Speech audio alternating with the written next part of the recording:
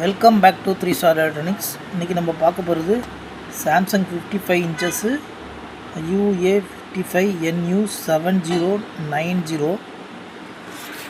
இது வந்து 55 inches 4K TV. இதை வந்து நான் ஓப்பன் பண்ணி வச்சுருக்கேன். இப்போது இதில் என்ன ப்ராப்ளம்னா பார்த்தீங்கன்னா, இது வந்து மதர் போர்டு பவர் போர்டு சேர்ந்து வரும். இதில் என்ன ப்ராப்ளம்னாக்கா உங்களுக்கு ஆன் பண்ணி உங்களுக்கு காமிக்கிறேன்.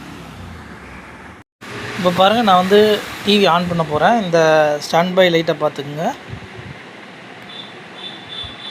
டிவி ஆன் பண்ணிவிட்டேன். இங்கே பாருங்கள், ஸ்டாண்ட் பையில் லைட்டே எரியலை. இப்போ பவர் சுவிட்சை ஆன் பண்ணி பார்த்துட்டோம், எதுவுமே வரல. அப்போ இதுலேருந்து இதுதான் ப்ராப்ளம். இதில் என்ன ப்ராப்ளம், ஏன் பவர் வரலன்றதை நம்ம பார்ப்போம். முதல்ல ஒரு மல்டிமீட்டர் எடுத்துக்கலாம். மல்டிமீட்டர் நம்ம எர்த்தில் வச்சுட்டு டிசியில் வச்சுக்கிட்டு நம்ம இப்போ முதல்ல இதிலேருந்து வோல்டேஜ் வந்து இங்கே தான் வரும். 12 வால்ட் நம்மளுக்கு இங்கே வரணும். இந்த இடத்துல நம்ம செக் பண்ணுறோம். இந்த இடத்துல 12 வால்ட் வரல. ஸோ வந்து நம்ம இந்த இடத்துல 12 வால்ட் வந்தால் தான் இங்கே ஸ்டாண்ட் பை லைட்டு எரியும். ஸோ நம்ம இது வந்து பவர் சப்ளை ஃபால்ட்டாக, ஒருவேளை மதர் போர்டு ஷார்ட் ஆகிருந்தாலும் உங்களுக்கு இந்த இடத்துல ஷார்ட்டாக வரனால பவர் வராது. ஸோ நம்ம மதர் போர்ட்லேயும் ஃபால்ட்டு வரலாம், இல்லைனாக்கா பவர் சப்ளையில் ஃபால்ட்டு வரலாம். ஸோ நம்ம வந்து இப்போ எதில் ஃபால்ட்டுன்றதை நம்ம பார்க்கலாம்.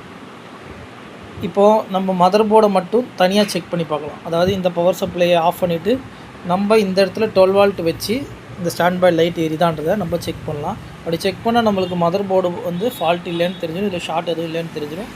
அதுக்கப்புறம் நம்ம பவர் சப்ளையில் ஃபால்ட்டு கன்ஃபார்ம் ஆகிடும். அதுக்கப்புறம் பவர் சப்ளையில் என்ன ஃபால்ட்டுன்றதை நம்ம ரெடி பண்ணலாம். ஸோ இப்போ வந்து நான் இந்த பவர் சப்ளையை ஆஃப் பண்ணிடுறேன். அதாவது டிவியோட லைன் டிஸ்கனெக்ட் பண்ணிவிட்டு நம்ம இந்த இடத்துல 12 வால்ட்டு வச்சு பார்க்கணும். 12 வால்ட் இந்த இடத்துல கொடுக்கணும். ஏன்னா இந்த இடத்துல 12 வால்ட்டு கொடுத்தா நம்மளுக்கு ஸ்டாண்ட் பை லைட் எரியணும், இந்த டிவி வந்து ஃபங்க்ஷன் ஆகணும். ஆனால் பேக் லைட் எரியாது, ஆனால் டிவி ஃபங்க்ஷன் ஆகும். ஸோ இதை நம்ம கன்ஃபார்ம் பண்ணிடலாம் முதல்ல. இப்போ நான் வந்து 12 வால்ட்டுக்கு வந்து ஒரு அடாப்டர் எடுத்திருக்கேன். ஓகே, இப்போ பாருங்கள், நான் 12 வால்ட்டு தனியாக எடுத்திருக்கேன். மல்டிமீட்டரில் பாருங்கள், பாசிட்டிவ் இதை வச்சு 12 வால்ட் வருது பாருங்கள். இந்த 12 வால்ட்டை நம்ம நேராக எர்த்து நான் அங்கே பண்ணியிருக்கேன். இந்த அடாப்டர்லேருந்து இந்த 12 வால்ட்டு நான் கொடுக்க போகிறேன். இப்போ இந்த இண்டிகேட்டரை பார்த்துக்குங்க. நான் 12 வால்ட்டை இந்த இடத்துல வைக்க போகிறேன். ஸ்டாண்ட் பை லைட்டை பாருங்கள், ஸ்டாண்ட் பை லைட் எரியுது. இப்போ பாருங்கள், ஸ்டாண்ட் பை லைட் எரிஞ்சிட்டு போயிடுச்சு. இப்போ நீங்கள் இந்த பட்டனை அழுத்தினாலும் கூட பாருங்கள் சவுண்டு வந்துருச்சு பாருங்கள். ஸோ இப்போ மதர் போர்டு நல்லா இருக்குது. இப்போ மறுபடியும் நான் எடுத்துகிட்டு உங்களுக்கு காமிக்கிறேன் பாருங்கள். இங்கே பாருங்கள், வைக்க போகிறேன் நான். இப்போ எடுத்துட்டேன் நான். இப்போ வைக்க போகிறேன் பாருங்கள், ஸ்டாண்ட் பை லைட் எரியுது. டிவி ஆன் ஆகிடுச்சு. ஆடியோ சவுண்டு வரும், உங்களுக்கு லைட்டாக கேட்கும்.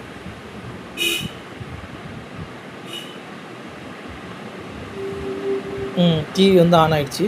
ஸோ நம்மளுக்கு மதர் போர்டு நல்லா இருக்குதுன்னு தெரிஞ்சு போச்சு. நம்ம பவர் சப்ளையில் தான் பார்க்கணும். இப்போ பவர் சப்ளையை எப்படி நம்ம ரெடி பண்ணுறதுன்றதை நம்ம பார்க்கலாம். இப்போது நம்மளுக்கு இந்த 12 வால்ட் இனிமேல் தேவையில்லை. நம்ம இது மதர் போர்டை செக் பண்ணுறதுக்காக இதை எடுத்தோம். இந்த அடாப்டர் இனிமேல் தேவையில்லை. ஸோ நம்ம இப்போ வந்து கன்ஃபார்ம் பண்ணிக்கிட்டோம், பவர் சப்ளை தான் ஃபால்ட்டு, மதர் போர்டில் ஷார்ட் இல்லை, மதர் போர்டு நல்லா இருக்குது. ஓகே, இப்போ வந்து நம்ம பவர் சப்ளை தான் ஃபால்ட்டுன்னு தெரிஞ்சிச்சு. இப்போ நம்ம வந்து இந்த பெரிய கெப்பாசிட்டியில் வோல்டேஜ் கரெக்டாக வருதான்றதை பார்க்கலாம். டிவி ஆன் பண்ணிவிட்டு இப்போ பாருங்கள், டிசியில் வச்சுருக்கேன் நான். மைனஸில் வச்சுருக்கேன் ஒரு டெஸ்ட் பேடை, இன்னொரு டெஸ்ட் பேடை ப்ளஸில் வைக்கிறேன். இப்போ பாருங்கள் 392. அது இல்லாமல் ஃப்ளக்சுவேஷன் ஆகுது. ஃப்ளக்சுவேஷன் ஆகக்கூடாது. இந்த ஃப்ளக்சுவேஷன் ஆகிறனால தான் பிஎஃப்சி, அதாவது இந்த செக்ஷனில் ஏதோ ப்ராப்ளம் இருக்கிறனால தான் இந்த ஐசி, இந்த ஐசி இங்கே ஒரு ஐசி இருக்குது பாருங்கள். இதில் பிஎஃப்சி செக்ஷனில் ஏதோ ஃபால்ட் இருக்குது. ஸோ அதுதான் இப்போது, அதனால தான் நம்மளுக்கு இங்கே 12 வால்ட் அவுட்புட் ஆகலை. சரியா? ஓகே, நம்ம இப்போ வந்து இந்த செக்ஷனில் வர டயோடு, இந்த ஐசிக்கு வர விசிசி வோல்ட்டு, இந்த ஐசிக்கு வரும் அந்த விசிசி வோல்ட்டை நம்ம செக் பண்ணணும். அதே மாதிரி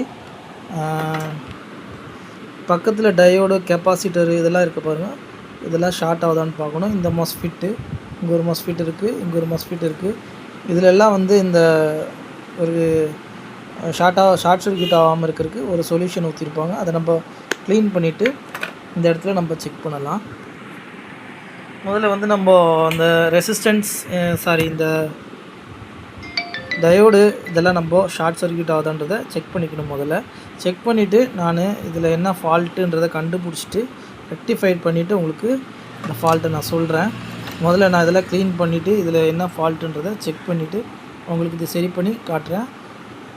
இந்த இந்த கெப்பாசிட்டியில் நம்ம வோல்டேஜ் வச்சு பார்த்தோம் இல்லையா, 395 ரூபாய். அதுலேருந்து ஸ்டாண்டர்டாகவே இல்லை, அது ஃப்ளக்சுவேஷன் ஆகுது. ஸோ நமக்கு பிஎஃப்சி செக்ஷன் இந்த செக்ஷனில் ஏதோ ஃபால்ட் இருக்கும். ஸோ அதை நான் கண்டுபிடிச்சிட்டு உங்களுக்கு சொல்கிறேன். இப்போ பாருங்கள், வந்து இந்த ஐசி ஒன்று வருது இல்லையா, இதுக்கு வந்து விசிசி வோல்ட் வரணும். அதாவது 6B20 இந்த ஐசி நம்பரு. இதில் பார்த்தீங்கன்னா இங்கே ஒரு டயோடு கொடுத்து அதில் ஒரு ரெசிஸ்டன்ஸ் கொடுத்து இங்கே வோல்டேஜ் வரும். அதாவது ஒரு 20 வோல்ட்டோ இல்லை 18 வோல்ட்டோ 18 வோல்ட்டு 20 வோல்ட் அந்த மாதிரி வரும். அதில் வோல்டேஜ் வருதான் நம்ம செக் பண்ணலாம். நீங்கள் பாருங்கள், வோல்டேஜ் பாருங்கள் வந்து போய்கிட்டே இருக்குது, ஃப்ளக்சுவேஷன் ஆகிட்டே இருக்குது.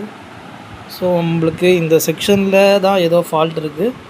அதில் என்ன ப்ராப்ளம்ன்றதை பார்த்து கண்டுபிடிச்சிட்டு உங்களுக்கு சொல்கிறேன் நான். ஓகே, இப்போ பாருங்கள், நம்ம வந்து இதில் ஃபால்ட் என்னன்றதை கண்டுபிடிச்சிருக்கேன். அதாவது ரெசிஸ்டன்ஸ் ஒன்று ஓப்பன் ஆன மாதிரி காமிக்குது. அதாவது இங்கே மஸ்ஃபிட் இருக்குது பாருங்கள், இங்கே ஒரு மஸ்ஃபிட்டு இங்கே ஒரு மஸ்ஃபிட்டு கொடுத்துருக்காங்க. இது பக்கத்தில் பார்த்தீங்கன்னா இங்கே ஒரு 100 ohms ரெசிஸ்டர்ஸ் பாருங்கள். இது வந்து 100 ohms, இது 47 ohms. அதே மாதிரி இந்த மஸ்ஃபிட் பக்கத்துலேயும் 100 ohms ஒரு 47 ohms கொடுத்துருக்காங்க. இந்த ரெசிஸ்டரில் இது மட்டும் கொஞ்சம் ஓப்பன் ஆன மாதிரி காமிக்கிது. நம்ம போர்டில் வச்சு செக் பண்ணும்போது இதை செக் பண்ணும்போது கரெக்டாக இருக்குது, இது எல்லாமே கரெக்டாக இருக்குது. இப்போ நான் உங்களுக்கு இதை காமிக்கிறேன். உங்களுக்கு மல்டிமீட்டரில் ஓம்ஸ் காட்டுறத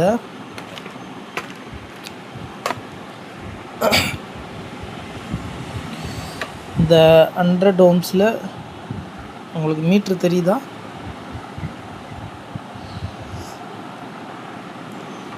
இங்கே பாருங்கள், அது ஏதோ 6.100 ohms காட்டல, அது 5.19 அப்படின்னு காமிக்குது. ஸோ இது 100 காமிக்கணும், நான் காமிக்கல. பக்கத்தில் இருக்கிற அதே மாதிரி 100 ohms இந்த மோஸ்ஃபிட் இருக்கு இல்லையா, மோஸ்ஃபிட் பக்கத்தில் ஒரு 100 ohms இருக்குது. இதை நான் செக் பண்ணி உங்களுக்கு காமிக்கிறேன்.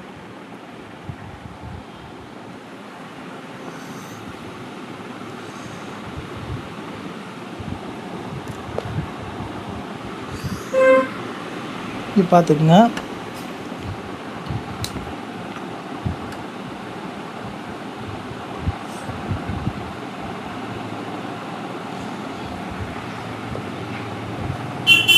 இங்கே பாருங்கள், 99, அதாவது கிட்டத்தட்ட 100 ohms வருது பாருங்கள். இது பாருங்கள் 99.8 100 ohms காமிக்குது. ஸோ நீங்கள் வந்து அதே மாதிரி நான் உங்களுக்கு ஒரே கையில் காமிக்கிறனால உங்களுக்கு கரெக்டாக காமிக்க முடியல. மொபைலே ஒரு கையில் வச்சுருக்கேன், 2 டெஸ்ட் ப்ராட் வைக்கிறன்றனால எனக்கு கஷ்டமாக இருக்கும். அதனால் உங்களுக்கு கரெக்டாக காமிக்க முடியல. நீங்கள் இதை கரெக்டாக செக் பண்ணிக்கோங்க. ஆக்சுவலி ஃபால்ட் வந்து இங்கே தான் இருக்குது. இது பார்த்திங்களா, நான் செக் பண்ணி காமிச்சேன், உங்களுக்கு 100 ohms காமிச்சிச்சு. இது 47 ohms, இதையும் செக் பண்ணிட்டேன், இது நல்லாயிருக்கு. இந்த 100 ohms மட்டும்தான் நம்மளுக்கு ஓப்பன் ஆன மாதிரி காட்டுது. இந்த 47 ஓகே. இது எல்லாம் 4மே செக் பண்ணிக்கோங்க. அப்புறம் இந்த டயோடெல்லாம் கரெக்டாக இருக்கான்றதை செக் பண்ணிக்கோங்க. ஸோ இப்போ நம்ம இந்த 100 ohms இந்த ரெசிஸ்டன்ஸை மட்டும் கழட்டிட்டு செக் பண்ணிவிட்டு வேறு 100 ohms ரெசிஸ்டரை இங்கே போட்டுட்டு டிவி ஆன் பண்ணி பார்க்கலாம், ஒர்க் ஆகுதான்றதை நம்ம பார்ப்போம்.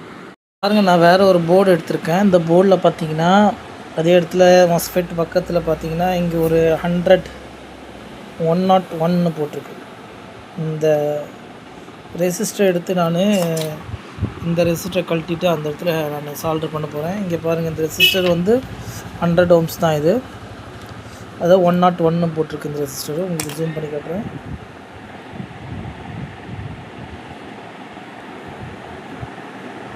இந்த 101 மட்டும் நம்ம கழட்டி அதில் நம்ம சால்டர் பண்ணி ஆன் பண்ணி பார்க்கலாம்.